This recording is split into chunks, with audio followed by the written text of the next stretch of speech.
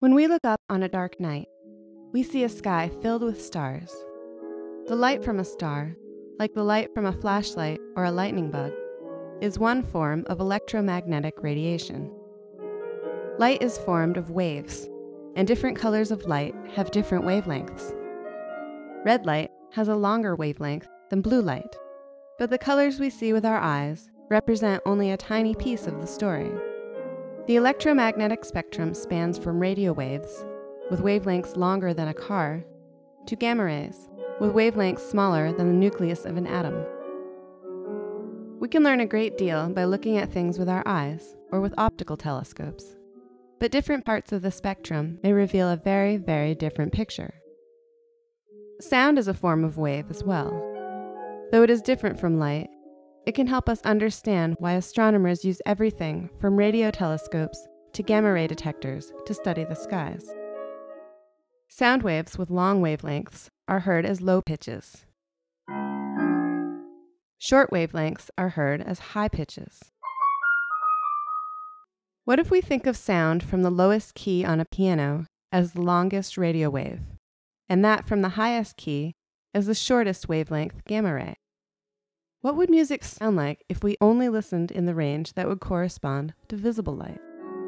Igor Levchinsky, a renowned pianist and also a physicist, explains. The electromagnetic spectrum spans about 20 decades in wavelength. The longest radio waves are about 100 billion times longer than the shortest gamma rays. Now, visible light makes up just a tiny fraction of the spectrum. So if we were to map the electromagnetic spectrum onto the piano keyboard, the visible light would correspond to just 2 keys. The images that could be seen by a Hubble Space Telescope will correspond to these. And the Chandra X-ray Observatory covers higher frequencies, but still just a small fraction of the piano.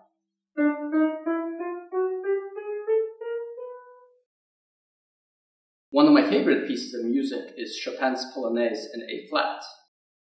Now, suppose that I could only use the keys on the piano that correspond to the visible range. How would the piece sound?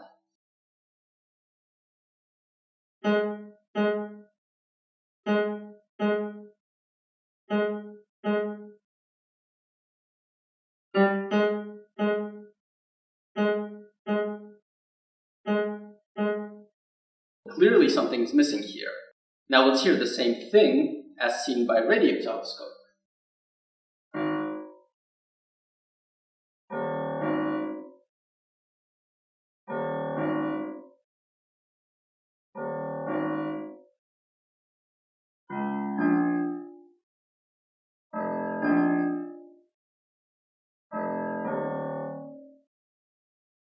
Well, that's certainly different, but not exactly catchy.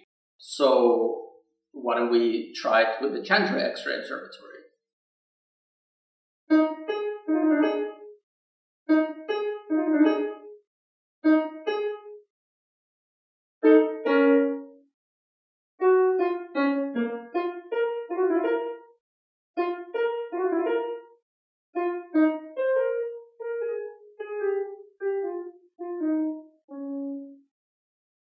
And finally, the Fermi Gamma Ray Observatory.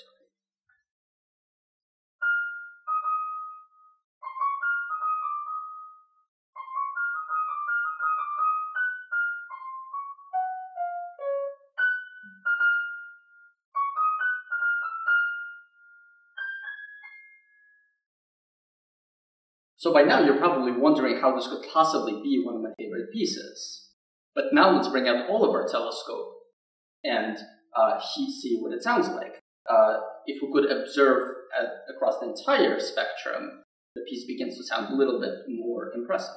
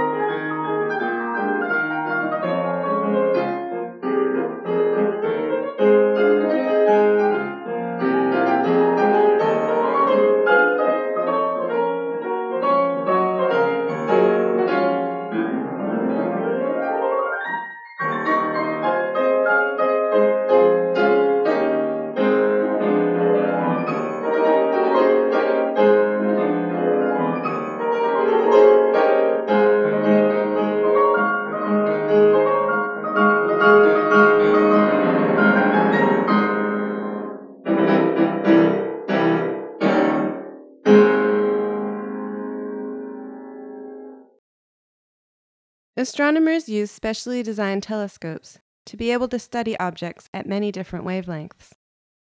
What each telescope reveals can be very different.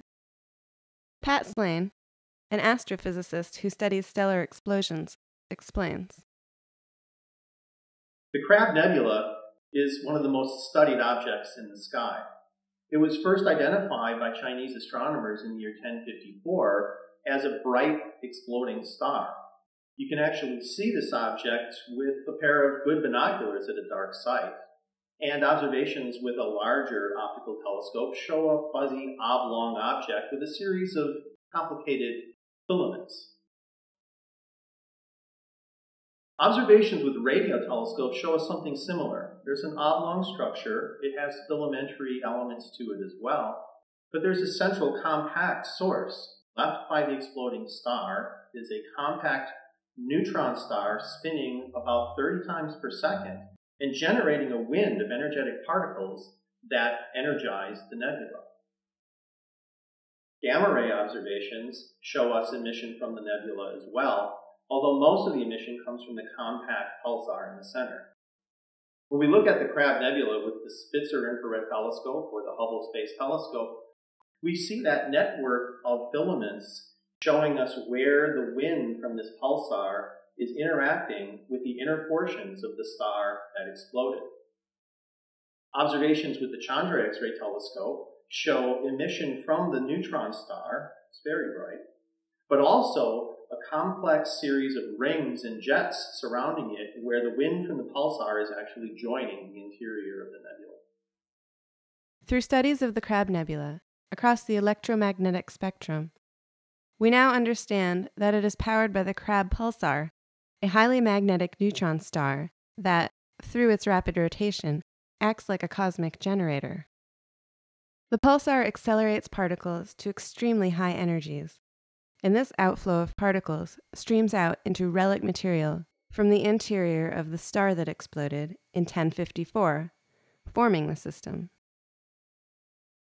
The rings and jets seen in X-rays, which can be observed to vary on timescales of weeks, mark the regions where the pulsar wind first enters the nebula. The network of filaments seen in optical and infrared observations is produced by the outer nebula sweeping up material enriched in heavy elements through nucleosynthesis during the evolution and subsequent explosion of the progenitor star. The Crab Nebula is the best studied pulsar wind system. If our understanding of the Crab was limited by what we could see with our eyes, our knowledge of these systems would be meager indeed, and the same could be said of most other astronomical systems. Our first observations draw us in, sort of like a few twinkling notes on the piano, but to really appreciate the beauty and wonder of these objects, we really have to hear the entire piece.